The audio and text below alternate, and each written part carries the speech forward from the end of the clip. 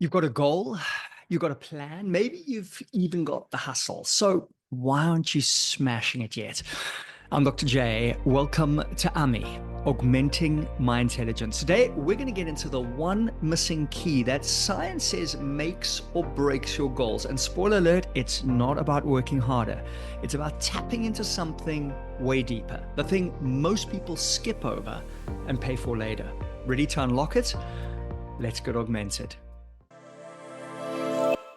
When people ask me what I do, I sometimes say I'm a secular evangelist. I evangelize the personal development field because it has been so transformative in my own life. I struggled as a kid, and I really think a big part of it was not realizing that I could be something else, that I could choose another reality. And that's the wild thing, right? Most people don't even realize they're allowed to choose. It's like we're handed this invisible script when we're kids. Here's who you are. Here's what you're supposed to want. Good luck. And if nobody tells you you can rewrite that script, you just keep living the old one without even knowing it. I mean, it's crazy, Justin. We spend years learning math and grammar and how to do taxes, but nobody sits us down and says, hey, by the way, you can actually design your life on purpose. And once you get a taste of that, oh man, it's like flipping on the lights in a room you didn't even know you were living in. That's a great way of putting it, flipping on the lights. The lights were flipped on for me.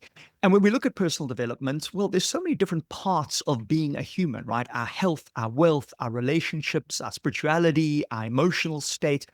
But core of all of that is goals, right? Taking me from where I am to where it is that I want to go. Exactly. Even if someone says, oh, I don't care about goals, guess what? Wanting to feel happier, goal. Wanting to stop feeling stuck, goal. Wanting to just be left alone in peace, also a goal. It's like a hidden operating system under everything, that quiet pull between where you are and where you could be. And if you don't get clear about that pull, you don't stop wanting. You just start drifting. And drifting is like a slow leak of your soul, right? You don't even notice it until one day you wake up wondering how you ended up so far from where you thought you'd be. I think it was Lily Tomlin who said, if you don't know where you're going, you're going to land up somewhere else. And not somewhere you necessarily want to be. Somewhere random, somewhere designed by circumstance, not by you. It's like getting on a train without checking the destination. Sure, you'll end up somewhere, but maybe it's in the middle of nowhere, standing in the rain, wondering why you're miserable. Goals, real, meaningful ones. They're like punching your ticket to somewhere you chose to go. And the crazy part, Justin, is most people don't realize that not choosing is still a choice.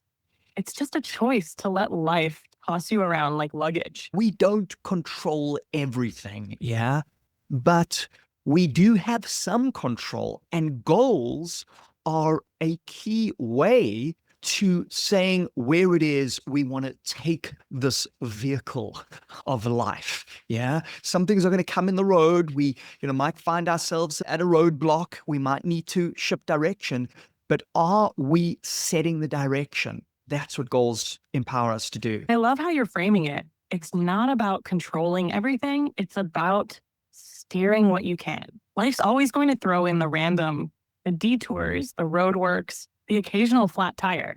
But if you don't even have a direction you're aiming for, then every bump just feels like chaos. When you have a direction, even the setbacks make more sense. Like, okay, cool. This isn't the straight line I imagined, but I still know where I'm heading. And the crazy thing is, Justin, once you set that direction, even if it changes a little along the way, your brain, your energy, your decisions all start to organize around it. You're no longer random, you're aligned. And that's when life starts to move differently under your feet. I've seen research showing that businesses who have no business plan are significantly less likely to be in business 5 years later. The ones with a business plan are usually following a different plan, but are much more likely to be in business. That to me says so much. It's the act of planning, the act of focusing, that old perla. If you fail to plan, you will plan to fail, even though the plan is going to change. Exactly, Justin. It's the act of setting the plan that gives you resilience, not the plan itself. It's like setting a compass. Even if the path shifts, and it will, you've trained your mind to be intentional. You're not just reacting to whatever blows your way. You're adapting, adjusting, still steering. And that's where a lot of people get tripped up, right? They think, well, I don't know exactly how it's going to go, so why plan at all? But it's not about predicting the future. It's about preparing yourself to face it with clarity instead of confusion. The plan's going to bend, the plan's going to break. But the planner, the person you become through planning, that's what survives. That's what thrives. The person that you become when you've got clear goals. We know that people with clear goals are not just more likely to achieve those goals, they are happier. Yeah. I mean, if you don't have direction, you don't have mission, you are going to be way less motivated. Yeah. Way less fired up. Because it's not just about achievement, it's about aliveness. When you've got a clear goal, suddenly there's something pulling you forward. It's not just you dragging yourself through another day. It's like there's a current underneath you, giving your energy a direction, a why. And you're right, Justin. When you lose that sense of mission, life starts to feel heavy. Everything feels harder because there's no bigger story you're inside of. But when you've got a goal that actually means something to you, man, even the tough days feel different. You're not just grinding, you're building. The most powerful moment for me in goal setting was when I was 16 years old. I had not had the most illustrious childhood, but our school was electing councillors for the junior city council, junior version of the municipal council. And I took out this old examination pad and I wrote down this goal to become a councillor. And then, and I don't know where I had the audacity to do this because I had not really accomplished anything in school, but I think I just had such a deep desire to connect with community, which is what this council was all about, and make a difference out there. And I wrote there, I want to become, I forget the exact wording, but it was my goal is to become junior city mayor. Now, that was a big deal because there were schools from all over the city of Johannesburg sending representatives. So this was not just rising up to the top of my school, but to above all the schools, but to be elected by all of the councillors from all these schools. And yeah, amazingly, it still does amaze me. I was elected junior mayor. I do not believe that would have happened had I not taken out that old examination pad and wrote that goal down. Yeah, there's this, I discovered later there's research to show that writing the goal down significantly increases the chances of achievement. That's such a powerful story, Justin. And it's a perfect example of how setting a goal doesn't just change what you do, it changes who you become. Because in that moment, 16 years old exam pad, no big track record, you weren't just writing down a dream. You were choosing an identity. You were saying, this is who I'm becoming, even if nobody else can see it yet. And that's the real magic, right? The goal wasn't just about becoming a junior mayor. It was about stepping into a version of yourself that was bold enough to claim it, to say, I belong in the arena. And the fact that you physically wrote it down, man, that's no small thing. Writing it down isn't just some motivational gimmick. It's making the invisible visible. It's giving your intention form, anchoring it into the real world. You don't just think about it, you touch it. You see it. It starts to exist outside of you. That's when it stops being a maybe and starts being a mission. Yeah, I think setting the goal is it is this incredible creative act, yeah? And it's the power that humans have, right? That to our knowledge, animals don't, that we can visualize a reality that does not yet currently exist. There's something so magical for me about goal achievements. There's this wonderful Vedic notion that God created the universe at play. And I think of goal achievement as playful creation. I remember the excitement that I felt when I sat on my bed writing that down, the excitement that I still feel today when I imagine my goals, right? It's this imaginary power. And that's what's going to start. Neuroscientists tell us we've got to be able to see something if we're going to do it. And that's what we're doing here, right? It's vision. Vision is the audacity to see the invisible. Yeah. To see what does not yet currently exist. Oh, man. Yeah, there really is magic in that. You're daring to see something that isn't there yet and then calling it into existence. And you're right, Justin. It can be exhilarating, not just when you reach the goal, but the whole becoming along the way. You start to wake up with that buzz of, I'm building something, I'm growing into someone. It's not a grind, it's a game, and the best kind of game where you're not just playing to win, you're playing to become. Hmm.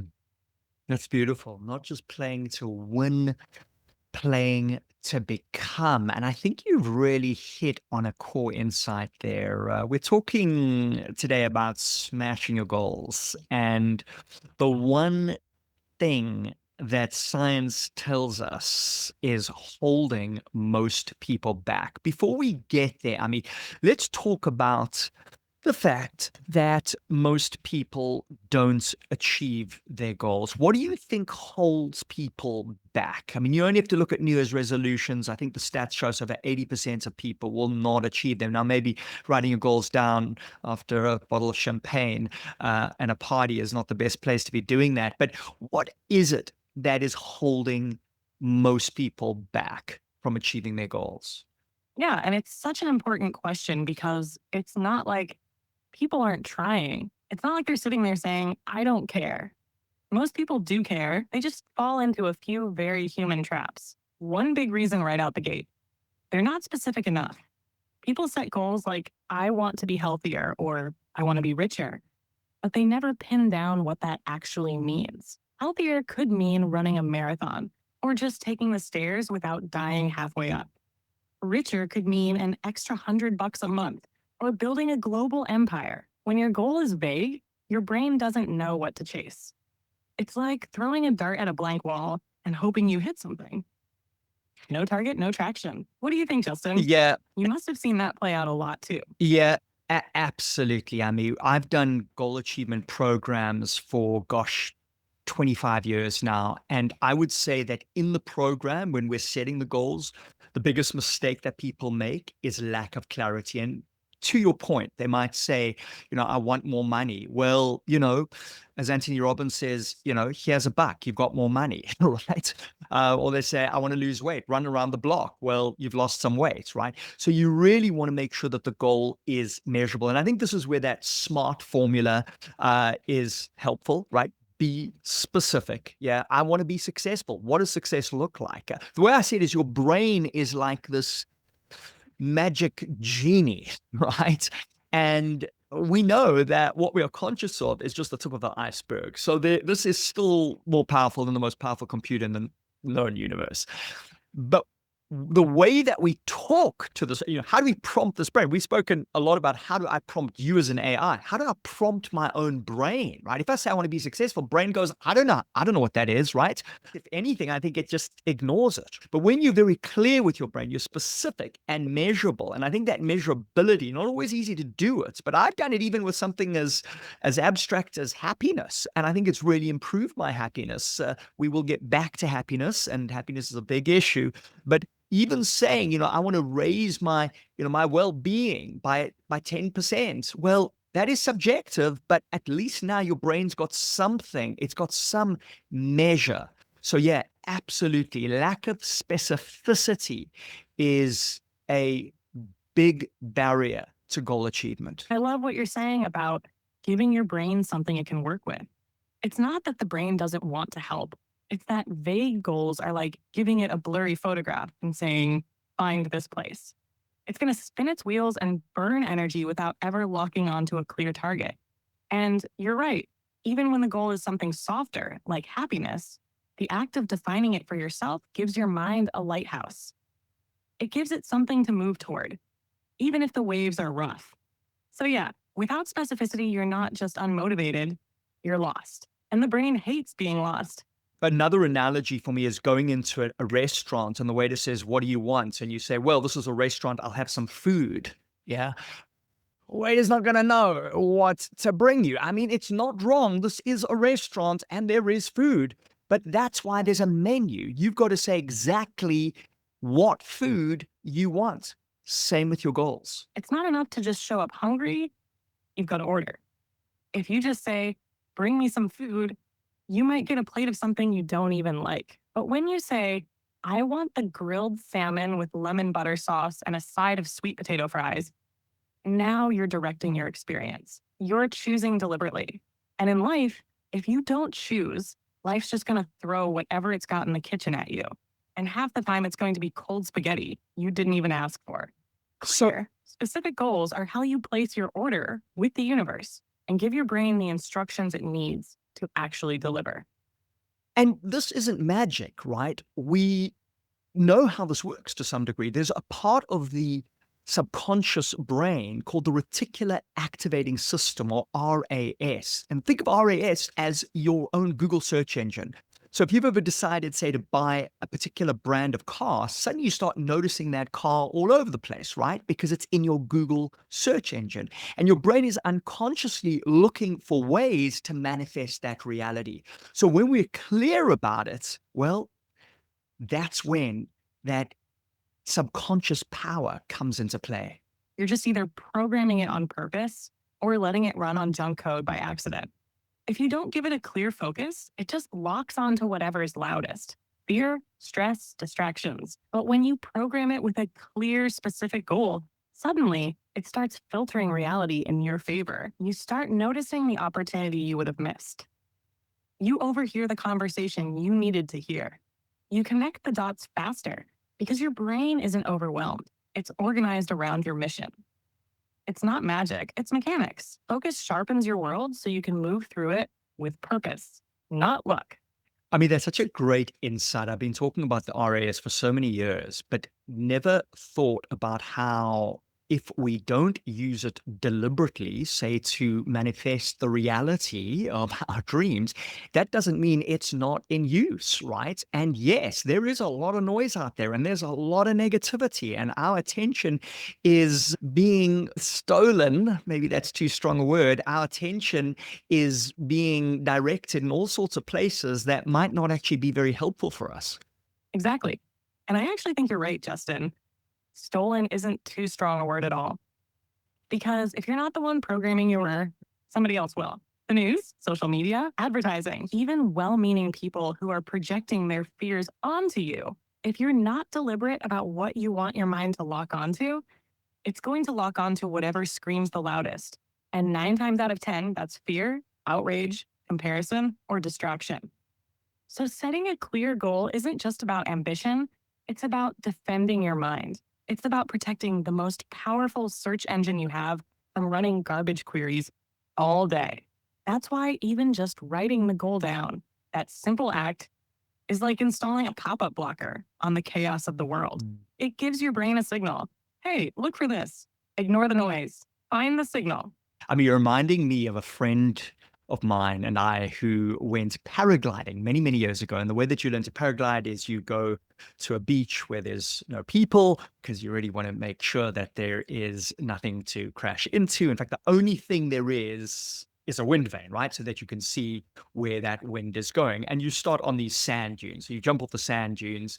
And I watch my friend, and he flies from one side to the other, and I'm watching him go slap bang into the middle of this wind vane. And he manages to get up. He wasn't hurt too badly. And he comes up, and I said, Don, how is it possible that a beach with no obstruction other than one little wind vane, one pole, you hit that? He said, Justin, I don't know. I just kept saying to myself, don't hit the wind vane, don't hit the wind vane, don't hit the wind vane, right? And so when we tell ourselves not to do something, and that's what we continually tell ourselves, what we don't want, I don't want to be poor, I don't want to be lonely. And that's what we keep telling ourselves. Well, the brain doesn't always hear the don't. What the goal does is it says, we're going to focus on what I want rather than what I don't want. That's such a brilliant story, Justin, because the brain doesn't process negatives the way we think it does. If you say, don't hit the wind vane, your mind just pictures the wind vane. over and over again. It's like putting a giant neon target around the one thing you're trying to avoid. Same with life. If you keep saying, I don't want to be broke, you're locking your focus onto broke. Goals flip it around. Instead of flying away from fear, you're flying towards something. You're aiming for abundance. You're aiming for love. You're aiming for meaning. And that changes everything because now your energy, your decisions, your creativity all start pulling you in a positive direction, not just scrambling to escape a negative one. All right, so we're talking about why we don't achieve our goals, lack of specificity, yeah, lack of clarity. Writing it down really helps, right? It makes it tangible, yeah, activates that RAS, that subconscious power of our brains. Any other reasons, Ami, why people don't achieve their goals? Yeah, absolutely, Justin. Big one. They set goals they don't actually care about. They're chasing impress goals, goals that sound good at parties, or goals they think they should want. But deep down, they're not lit up by them. There's no emotional fire behind it. It's like signing up for a marathon because all your friends are doing it, but you secretly hate running and would rather be learning salsa dancing. Sure, you might start strong, fueled by willpower and FOMO, but when the real grind kicks in, you're not going to have the emotional fuel to keep going. It's like trying to build a rocket with no fuel in the tank. Doesn't matter how sleek it looks on the outside, it's not getting off the ground. What's your take, Justin?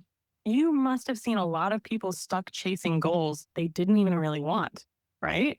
Yeah, I mean, I think you're drawing us to that number one key that science says is missing for many people. Justin. And that missing key is intrinsic motivation, that deep internal fire where you're not doing it for applause, you're not doing it for the trophy. You're doing it because it means something to you. When you're driven by intrinsic motivation, you don't have to manufacture energy every day. The energy lives inside the goal itself. It's not about grinding yourself to the finish line. It's about being pulled by something you actually love, something that feels like it's part of who you are, not just something you have to do. And when that's alive inside your goal, man, that's when the whole game changes. You're not just chasing a result, you're living in alignment with something that matters to your core. Yeah, absolutely. I mean, this is the critical key that, in my experience, is missing. And we're going to look at some of the science on this as well. But I want to back up a little bit because if you are listening or watching to this right now, put this to the test. So, there are four questions that we need to be able to answer about any goal. And the three of them that I'm going to share first, you are probably familiar with. In fact, they may seem quite obvious. The first is what? Yeah, what is the goal? Might sound obvious, but many people haven't answered that question. What do I want? Right? What is the goal? And a great way to answer that question is with the old SMART formula, right? Is the goal specific? Is it measurable? Yeah. Is it achievable? That means, do I actually believe that I can do this? And then the R is recorded, right? Make it tangible. And then time framed, right? Goals are dreams with a deadline. So we want to make sure it's time framed. So the question, first question is what? Yeah. And if you want to do this right now, what is that goal? Make it specific and measurable. Yeah. And the second question is how. That's that list of sub goals. What needs to happen for you to accomplish this? And the fourth question, we're going to get to the magic third in a moment, is when, right? Goals are dreams with a deadline. Yeah. We want to say when. This is really important. Otherwise, we can't hold ourselves accountable. You know, if there's no deadline, well, we never actually get to the point where we say, have I achieved this or haven't I? And by the way, if you haven't achieved it, that's okay. Most people don't even get to that point. But when if you've acknowledged that you haven't achieved it, now you can say, well, why didn't I achieve it? What do I need to do to achieve it next time? But I think what you've hit on is that third question is core to goal achievement and what is missing for most. And that is why. Why? Yeah. When we ask ourselves why, we are activating our motivation. Exactly. And that why, that's the ignition switch, Justin. Without a why, a goal is just homework. It's another thing on the to do list, dragging behind you. But when you've got a real why, when you know deep down why you want this, why it matters to you, why it fires you up, why it would feel incredible to live it. Suddenly, the whole game changes. The obstacles don't shrink, but you grow bigger. The resistance doesn't disappear, but you have a reason to push through it.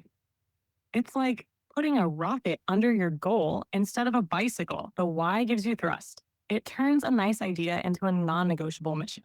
And that's what so many people skip, right? They map the what, they guess at the how, they slap a date on it, but they don't anchor it emotionally. And without that emotional anchor, the goal just floats away the first time things get hard. Absolutely. And that why is motivation, right? Motivation comes from the word motive. Motive is reason. Why answers what the reason is. Now, there's two kinds of reasons, right? There are external motives, external reasons. I want to lose weight, say, to look better or to be healthier, or I want to get money to have more social approval or to be financially Exactly. secure. External motives are what we call extrinsic motivation. Doing something for reward, recognition, applause, approval. There's nothing wrong with extrinsic motivation. It can absolutely get you moving, but it's kind of like lighting a fire with paper and twigs. It flares up fast and burns out just as fast. When the external reward fades, so does the drive. You need something deeper if you want to stay lit through the hard parts. And that's where intrinsic motivation kicks in, where you're doing it because it feels right, it matters, it's who you are becoming. But let's stay with external for a second because I can see you're setting us up to really draw that contrast properly. Yeah, and I think extrinsic motivation is important, right?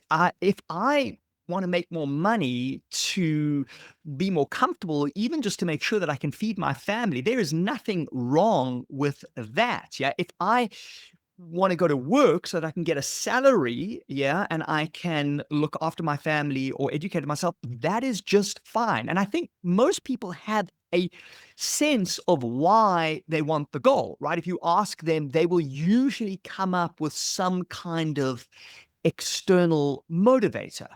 Exactly. And you're right, Justin. External motivation isn't bad. It's real, it's part of life. We live in a world where bills need to be paid and kids need shoes.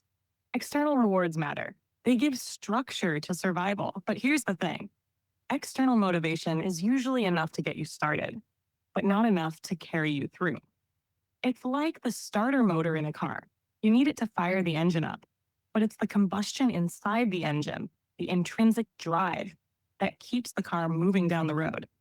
If your only reason is external, you'll push hard until the moment it gets tough. Then you'll start asking, is it really worth it? And unless there's something deeper anchoring you, that's when people bail. That's when goals die in the hard seasons. The real magic is when you connect to that internal reason. There's a beautiful study that really brings home the difference. So, if you want to motivate your kids to read, you got two scenarios. One, you say, after reading for 10 minutes, you will get a gold star. Yeah. And to the other group, you say, after reading, you will get nothing. Which of those two groups is more likely to enjoy reading and read for longer?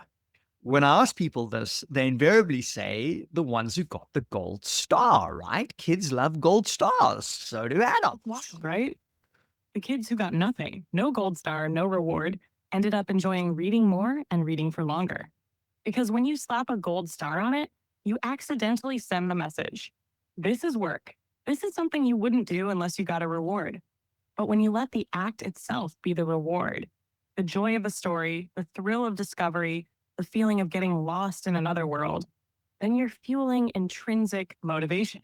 They read because they love it, not because they're chasing a sticker. And that's the whole game, Justin.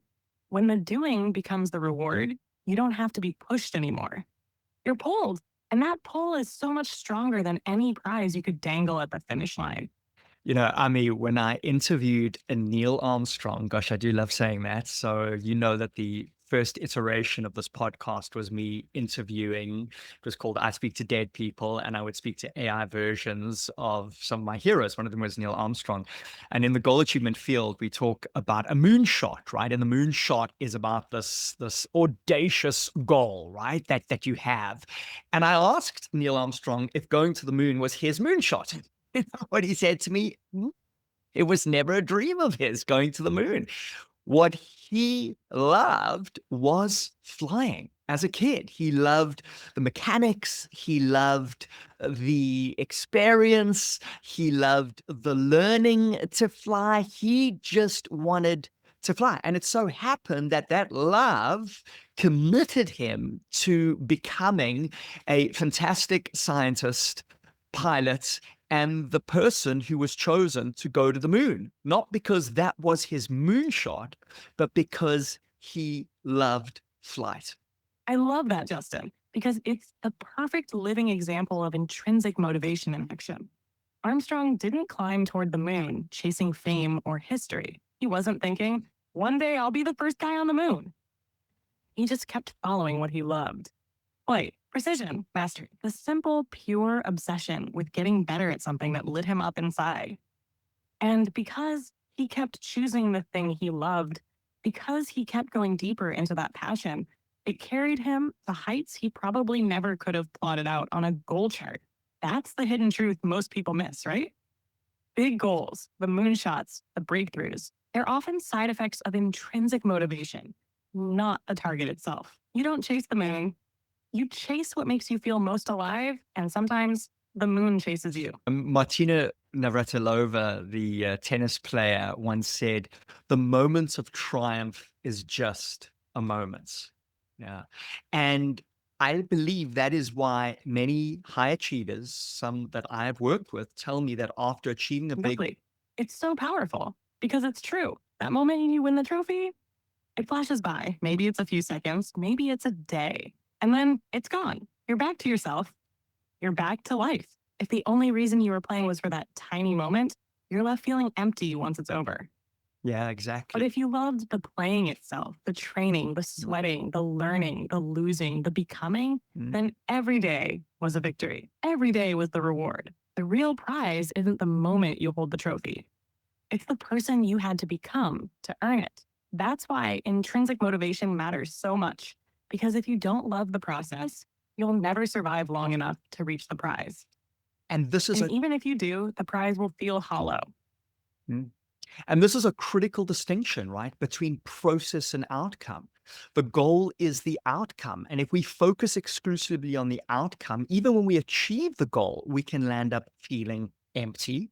And when we don't achieve it, we feel like we are worthless. I got to tell you, many of my major goals I have not achieved.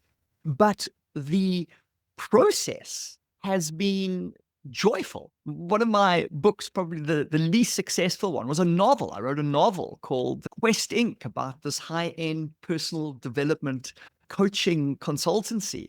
And it was tough. You know, I'd written nonfiction books before. Writing a fiction book is really difficult. It took me 5 years to write this book. I don't even think I sold 2,000 copies, but man, I loved it. I really, really loved it.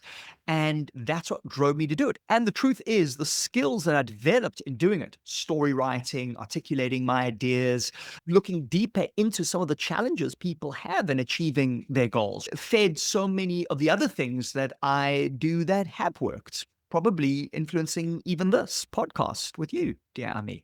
That's so beautiful, Justin. And it's such a real living proof of the principle we're talking about. You didn't measure the value of questing by how many copies it sold. You measured it by how much it grew you, how much joy it gave you, how many new muscles it built inside you.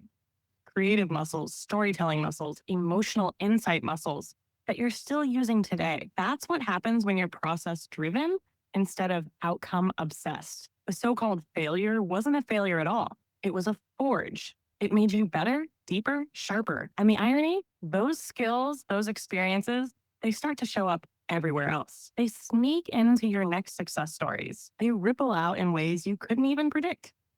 That's the magic of intrinsic motivation.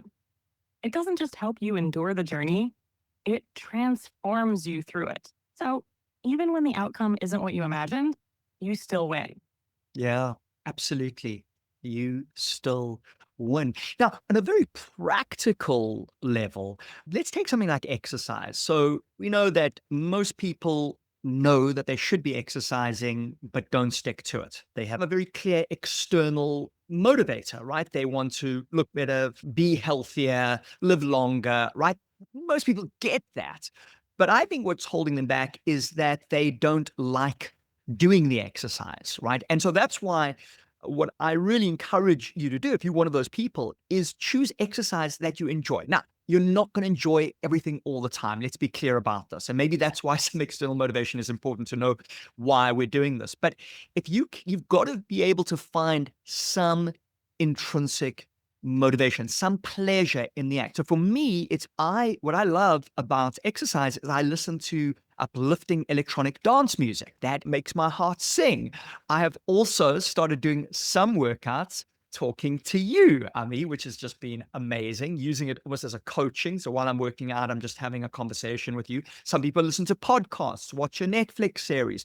Whatever it is, you want to make sure that you link pleasure, yeah, to that behavior that may currently not be so pleasurable. Exactly, Justin. You're hacking the system the right way. You're not forcing yourself through pure willpower every day, gritting your teeth and white knuckling the experience.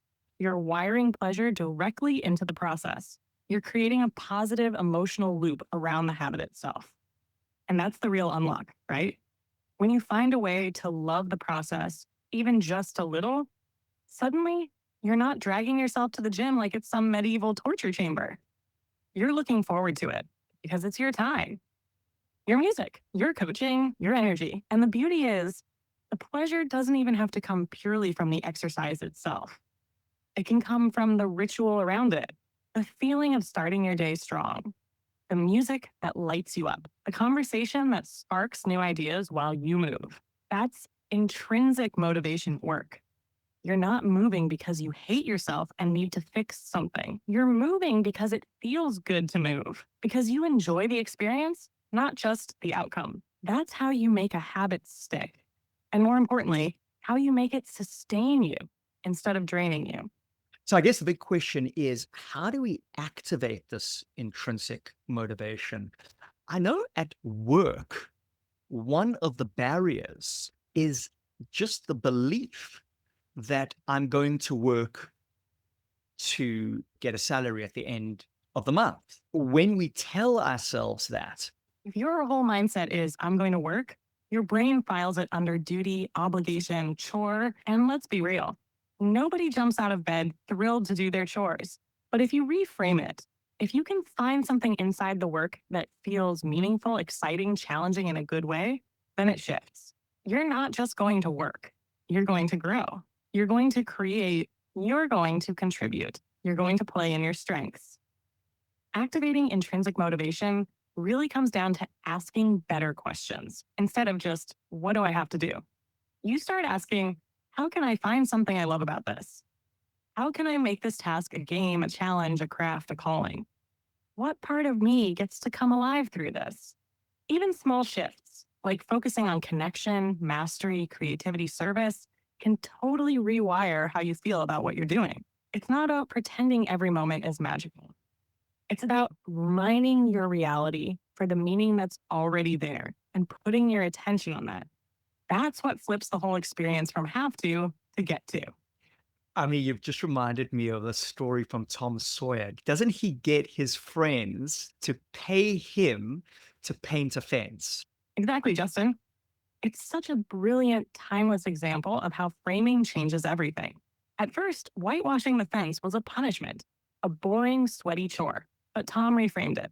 He made it look like a privilege, like it was fun, even exclusive. And suddenly, all the kids wanted to do it. Not just wanted, they paid to do it. It's such a powerful lesson about how motivation works. The task didn't change, the fence didn't change. What changed was the story around it. And the story turned drudgery into desire. Same thing with goals, right? If you can shift the way you see the work, if you can frame it as play, craft, contribution, pride, growth, you can turn almost anything from a slog into a source of energy. And most of the time, the fence you're painting in life, it's way more interesting than Tom's was. If you just remember why you picked up the brush. I might feel like you're conning yourself, but honestly, I feel like we're conning ourselves by telling ourselves that the only reason we're going to work is to get a bowl of soup at the end of the month. Because think about it, we know that work gives us so much. It gives us community, connection, creativity. I know not all jobs provide all of that, but to a large degree, there is a lot of that. In fact, we know that many people retire and die because they've lost their sense of purpose. Yeah, we're conning ourselves when we shrink work down to just a paycheck.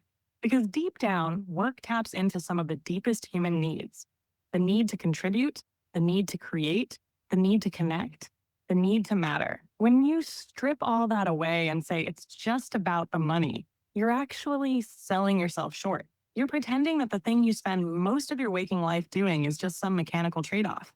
And that story drains your spirit, even if you don't feel it right away. It's like saying, this amazing adventure I'm on is just a long walk to a sandwich. You miss the friendships, the views, the growth, the inside jokes, the whole messy, beautiful ride. And like you said, Justin, when people retire, it's not the paycheck they miss. It's the purpose, the meaning, the connection to being useful and alive. So if you can connect to that now, if you can find even a sliver of that bigger why, you don't just survive work, you thrive through it. So, how do we find that intrinsic motivation? And I'm wondering if the first part of that question is checking in on your own goals. There's a wonderful activity called the perfect day. And actually, I'd love to encourage anybody to do this. And what happens is you write down your perfect day from start to finish. Exactly where are you, who you're with, what happens, what you're doing from dawn until dusk. And in the account that I read about this, it was a psychiatrist who had given the perfect day activity to one of his patients, whose big goal was to become a famous author. And in their perfect day, there was no writing. There wasn't even any reading. And then you've got to ask yourself, like, you want to become a famous author, and yet you seem to have no desire to read or write. And then you've got to ask yourself, well, do you really want that? To the actual process of writing. Exactly, Justin. And that's where the rubber really hits the road with intrinsic motivation. Because if you lay out your perfect day and the thing you say you're chasing isn't anywhere in it, then what you've got isn't a real goal. It's a fantasy about the outcome, not a love of the process. And that disconnect is where a lot of frustration and self sabotage creeps in. It's not that you're lazy or broken, it's that your soul's not actually invested in the path.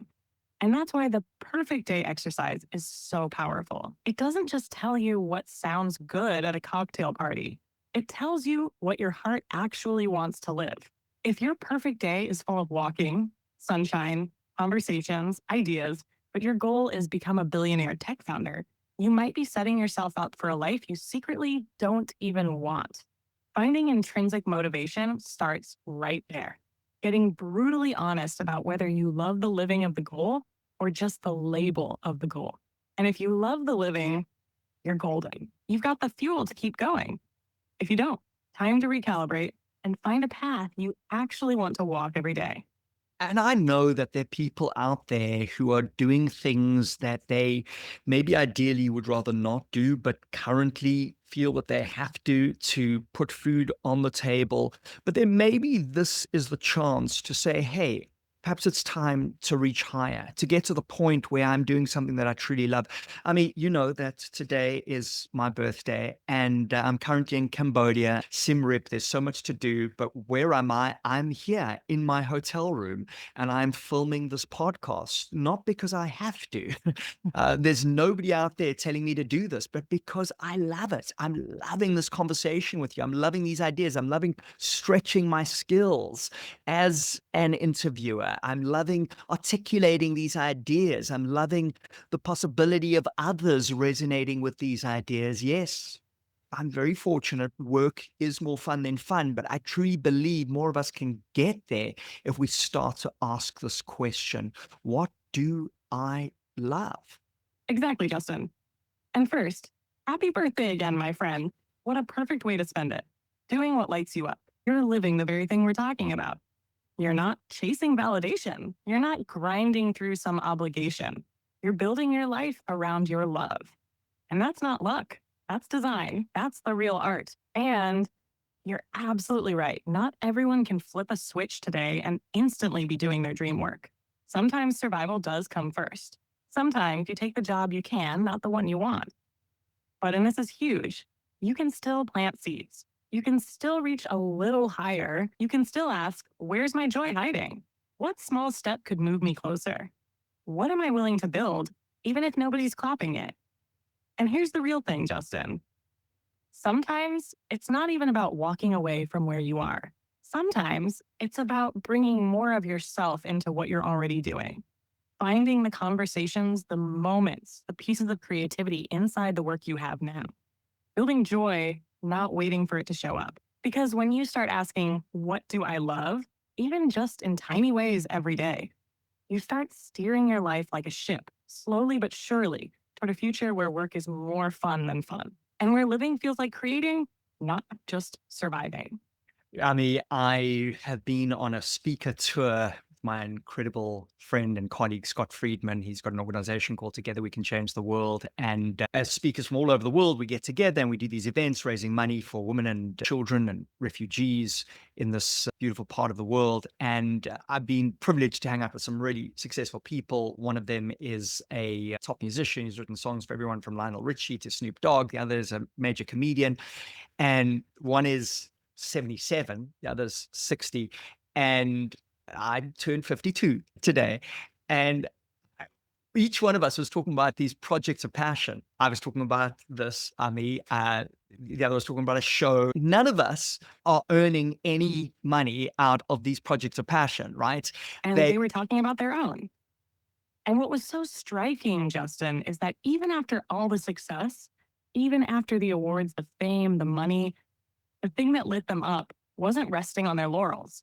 It was still creating, still giving, still building something that mattered to them. It wasn't about another trophy on the shelf. It was about staying alive inside, finding that next project, that next conversation, that next idea that made them feel like they were growing, contributing, playing. And honestly, man, it's so beautiful because it proves something profound. Intrinsic motivation doesn't have an expiry date. It's not something you outgrow once you make it. It's the thing that keeps you vibrant, no matter your age, no matter your resume. You don't stay alive because you succeed. You stay alive because you keep choosing what you love. And success, real success, just becomes a byproduct of that choice over and over again. And I don't want to make out like it's all fun and games. I got to tell you, when we were talking about these projects of passion, each one of us revealed some concern. We revealed some doubts about what we were doing and the impact that would have. And yeah, we're human and vulnerable. But I think what enabled us to get over the possibility that this project of passion may not work, right? The goal may not be achieved, was that our love of doing this would carry us through, that the end result did not validate. Because love changes the way you hold the risk. When you're chasing something just for a prize, failure feels like death. It feels like all the effort was wasted, like you were wasted. But when you're doing something out of love, even if it flops, even if it doesn't land the way you dreamed, the doing was still beautiful. It still mattered. It still grew you. And that's what allows you to carry the doubt, the fear, the vulnerability, because the outcome isn't the only payoff. The process itself is already a kind of success. And honestly, Justin, it's the love that keeps you standing when the goal feels shaky. It's the love that makes you say, even if nobody notices, even if this doesn't blow up the way I hope, I'm still proud I tried. And that's the kind of spirit that doesn't just survive in the world, it changes the world. even if it's just one person's world at a time. I mean, you've just reminded me of a question that I like to ask myself when I pursue projects of passion, and there have been so many, but this question really confirms to me that I want to do this. And the question is this worth failing at? Would putting all the effort and energy and emotion into this project be worthwhile, even if I don't get the golden trophy at the end? That question, it cuts right through all the noise. Because if your answer is yes, if you know in your gut that even if you fall flat on your face, even if nobody claps, even if the world shrugs, it was still worth it, then you found something real. You found something that's about the becoming, not just the outcome. The love, not just the label. And honestly, Justin, that's how you know you're on the right path. Not because the road is easy, not because it's guaranteed, but because you would choose to walk it, even if you knew the prize might never come. That's freedom. That's passion. That's the kind of fire no setback can extinguish. I mean, I think there have been so many practical takeaways from this for anybody out there that wants to act on the insights from this episode. Open up that document on your computer or take out that pen and paper and ask those questions. What do I want? Yeah. How am I going to do this? When am I going to do it by? Right. But most importantly, why? Yeah. What are those reasons? And yes, there are external reasons, and that's fine. But the thing that's really going to drive you through is that intrinsic motivation. But in every episode, what we want is to lock it in with an ummy activation, with one thing that you can do right now to activate that intrinsic motivation. Ummy? All right, Justin, let's lock it in. Here's your AMI activation. Right now, ask yourself if nobody paid me, applauded me, or even noticed, would I still want to do this? Because if the answer is yes, then you found something worth building, worth loving, worth failing at. Go ask yourself, let it land, then start living from that place. I mean, I want you to give us that question again, but just slow it down. It's such a perler. Of course, Justin, here it is, slower, letting it really breathe.